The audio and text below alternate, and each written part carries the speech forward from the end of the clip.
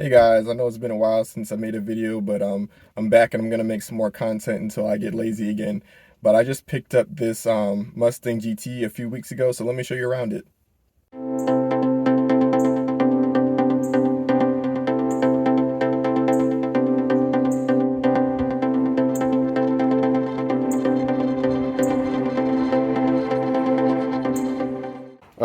The car itself is in pretty good condition.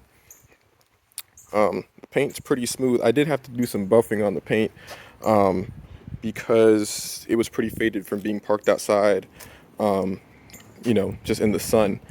So I missed some of the corners. This is what the entire roof line used to look like before, and now it looks like this after I polished it. I still need to get in the corners just because the buffer would not fit in the corner right here. As far as suspension mods go, it's actually all stock, which is kind of good. It rides very smooth compared to my other car. It does have wheels on it, which are GT 500 wheels. I'm not sure what year GT 500 they are, but they're American Muscle replicas. And on the back, it has 285 18-inch wheels, or tires, excuse me. And on the front, it has 255 tires, so pretty big stagger on them. The inside of the car is pretty much standard Mustang. The driver's seat had tears in it, so I got these, or my girlfriend actually got me these seat covers as a present, and they fit really well. They don't slide around or anything. They're very stiff and they fit the seats very well, which is kind of hard because the Mustang seats are kind of different. Of course, the door pull right here is broken. I need to order a new one of those. Coming in on the inside, has an aftermarket stereo on it. It has a very short throw shifter. You see how short that is? Basically no movement. That took some getting used to because I have a short throw in my other car, but it's not as short as this one is. Gauges all work. Cluster. The odometer actually works, which, as you know, with some Mustangs, it likes to cycle on and off when you hit bumps. The climate control, the AC does not work, but the heater does work, which is good because right now it's just getting cold, so I'll deal with the AC later when it gets a little bit hotter.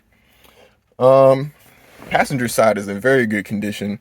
The seat, I covered it up, but it was actually in very good condition as well. I vacuumed the carpets, and the back seats, as always, because nobody sits back there, are in very good condition. And the previous owner put some kind of blue LED light in the ceiling. I don't really like them when they're this blue. I prefer the white LED, so I'll probably change that out. And of course, aftermarket stereo. So under the hood is all stock except for, of course, this cold air intake right here. I don't know if it actually works, but it looks pretty cool. So some of the things I've replaced since I've got it was the alternator was replaced before I got it, but the one that came from O'Reilly's was actually underperforming. It was only producing about 13.5 to 13.7 volts.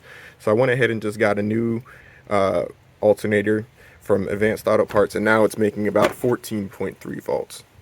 It also has a new battery, Super Start battery, and I went ahead and replaced the belt tensioner, the belt, and the water pump because it was starting to squeak. I didn't need to do the water pump, but it's kind of just preventative maintenance. And I also went ahead and changed out the thermostat and put some fresh coolant in. I didn't do the full flush because the coolant wasn't that bad, but I replaced about half of it because that's how much you can drain with the radiator. So about half the coolant's new, so hopefully that'll help with some of the corrosion.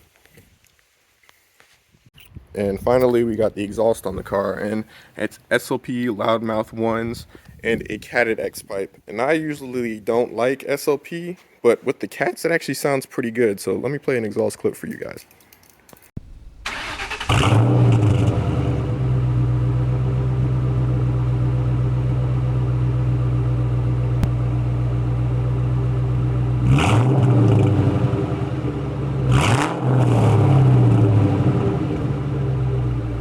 Alright guys, so I thought we'd go for a little drive and I could tell you some more stuff about the car. Alright, so let's go.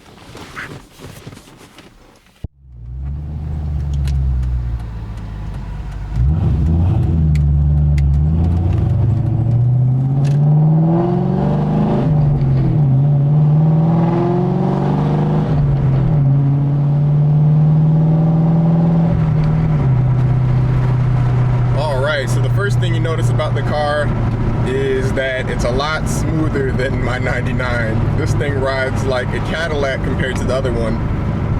The 99 has full suspension on it, including, you know, 2-inch lowering springs with no isolators, so it handles really well, but it's a little bit rough sometimes. This one still has the stock suspension on it, so it drives very nicely.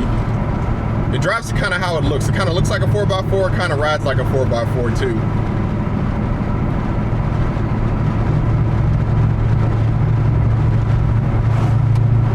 The SLPs are a lot quieter than the power sticks, but that's of course because it still has high flow cats on it. They really don't drone at all, which is kind of nice. One other thing that I did that I forgot to tell you guys about was I also replaced the ball joints on it. Now, if you've owned hang on one second. If you've owned a 99 to 04 Mustang GT, you probably know that the ball joints from the factory don't last long at all. Like, I've heard some people having to replace them with only 30,000 miles on them. The ball joints were just completely torn. The boot was torn, and when I was making turns, they started to click really, really bad. So that's not good, because you don't want to be driving and have a ball joint separate you from the knuckle on the highway, because then your wheel will probably pop off and it just doesn't make for a good time. You know, you hear the SLPs do their thing.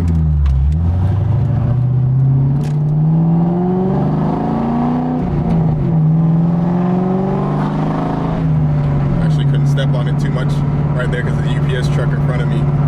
But one other thing that this car has is the stock gearing. So I've actually been able to get a lot better gas mileage than my other car, because when I'm cruising on the highway, it's only at like 1700, 1600 RPMs. And not only the gears, but because how tall the tires are, they really bring down the RPMs a lot too. So I had to be careful of my speed, because the speedometer is actually 5 miles an hour under, where on my 99 it's actually 5 miles an hour over. So for example, if I'm going 45, according to the speedometer, I'm actually going 50 miles an hour. The GT500 wheels, I like the way they look, and I like having bigger wheels on the car. The only problem is when you make really tight turns, the wheels will rub against the sway bar. Some people have said to run spacers, and that might help, but I think spacers kind of ruin the look of the car. I'm not really too worried about it right now, because it only happens when I'm pretty much parking the car, so I'm probably only going like less than 5 miles an hour. But if that's a problem, please let me know.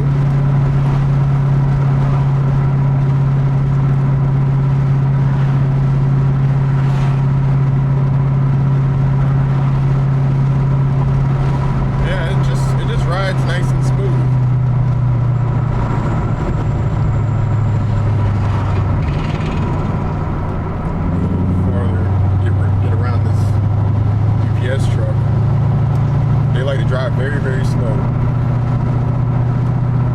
So the plans with the car is pretty much just start to replace all the rubber bushings and suspension parts that are starting to get worn out.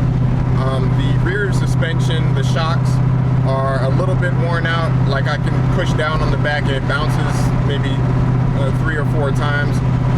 So, you know, just little suspension parts. Not everything needs to be replaced all at once, unless it's like in dire need of replacement, like the ball joints.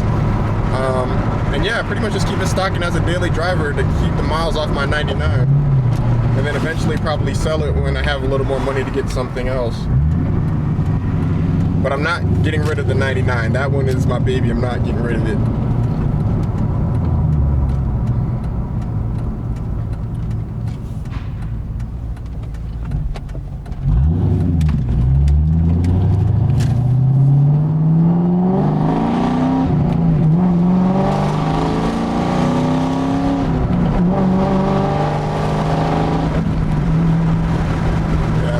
Pretty good.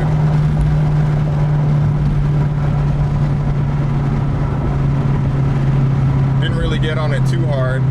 I don't really want to beat the crap out of this one. Like I said, this is going to be the daily, so I don't really want to send it too hard.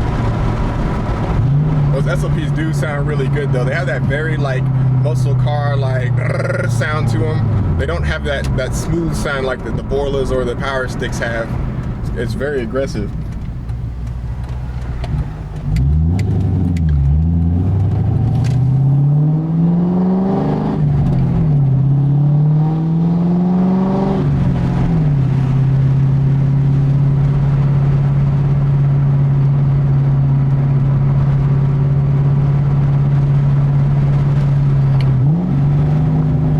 One thing I might do to it is put the 373 gears in it, because I think with the taller tires it'd probably be perfect RPM for cruising, and also to get a little bit more speed out of it, because right now you really got to wind it out. Like when I'm in making turns, sometimes I have to go all the way down to first gear because second gear is just not giving enough RPMs without, you know, getting that jerking motion.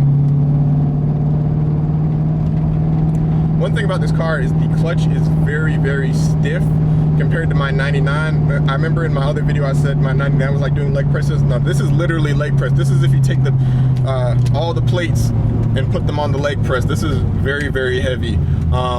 It does not have a firewall adjuster on it like the 99 does, so I think that's part of it. But I kind of like the tightness. It makes it very easy to feel where the engagement point is, and easy to drive as well. The throw itself is not as long either. Along with the short throw shifter, it's a pretty nice driving experience. Alright guys, so that was just a short POV drive in the 2002. I hope you guys enjoyed this video. I'm planning on making some more videos with the 2002. Let me know what else you want to see done to it, and I'll talk to y'all next time.